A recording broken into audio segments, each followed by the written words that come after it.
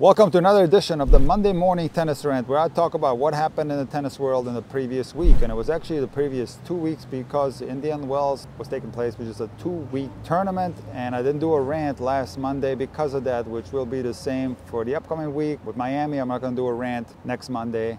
I'm going to see you guys 2 weeks from today. But let's talk about Carlos Alcaraz. Will he be the GOAT? Will he break all the slam records? People are hyping this kid up like crazy. Is he the real deal? Well, I can tell you that when you compare Alcaraz's numbers at his young age now, he's still a teenager, to some of the all-time greats, he's right up there with those guys. So I do think that he's going to be regarded as one of the greatest players of all time. He's the complete package. What I like the most about his game, and it's going to surprise you, is the fact that he likes to come to the net. He's not afraid to throw in some different things here and there. Drop shots, come to the net. It's not all about big forehands and super aggressive play from the baseline. So he's the whole package. He's a super nice kid as well. A phenomenal athlete. The kid is absolutely shredded. He moves maybe as well as Djokovic and Nadal. He's a fantastic mover as well. The WTA right now is so exciting, with the best three players being Rybakina, Sabalenka, and Iga. And it's going to be a toss-up when they play each other. For whatever the reason is, Iga does not like playing against Rybakina. She lost quite easily 2 times in a row now. But we have Miami coming up and then the clay court season, and things might change. I do think that Iga is going to take all the titles on clay. She's the best clay court player by a mile. She's the female Rafa.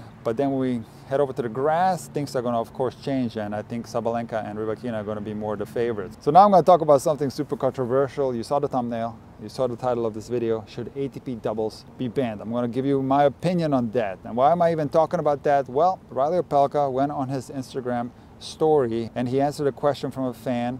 And Reilly said that ATP doubles should be banned because nobody cares unless singles players are participating or the Bryan brothers. Now, of course, I disagree with this. I think doubles is great, but there's a kernel of truth in this statement. Of course, you don't want to ban doubles, but does anybody care about doubles? That is the big question. So I do think there's a big difference between doubles at a professional tournament versus doubles on TV. So if you go to a tournament like Indian Wells or Miami, you're going to see that the doubles are scheduled on the smaller courts and they're absolutely packed. I do think that people enjoy watching doubles at that level because the quality of tennis is spectacular. Okay, so it's not about the level of play. I'm going to tell you what the problem is with doubles. And I'm going to differentiate between ATP doubles and WTA doubles. I prefer WTA doubles over ATP doubles. I'm going to tell you why.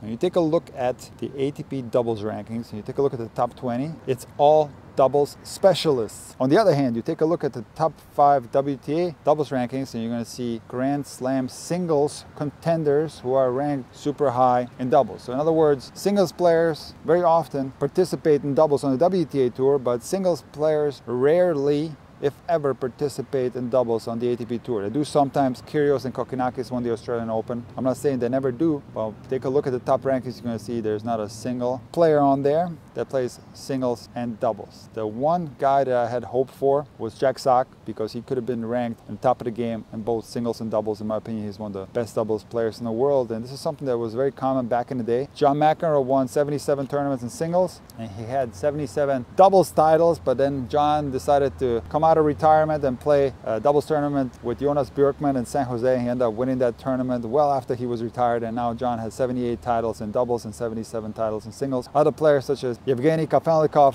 were Grand Slam champions in singles and doubles.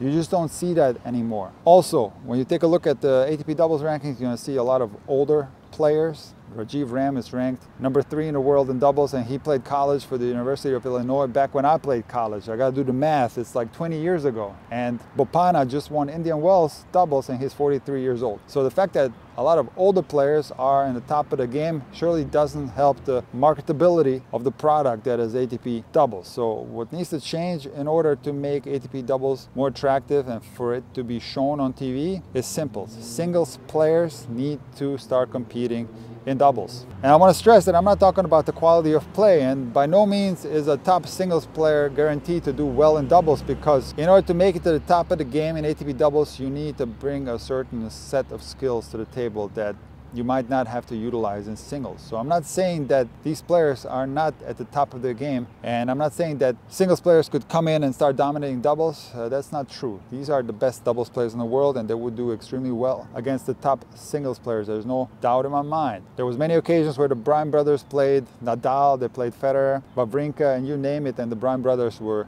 not only right there with them, but they were beating them on certain occasions. So doubles is completely different from singles, and it should not be banned by any means. But there's the kernel of truth that nobody cares, is the fact that it's not shown on TV and people don't recognize the players' names because these are doubles specialists. If singles players started competing more in doubles, especially some of the top names like they do on the WTA, I do think that ATP doubles would be more marketable and possibly it would start to get shown more on TV.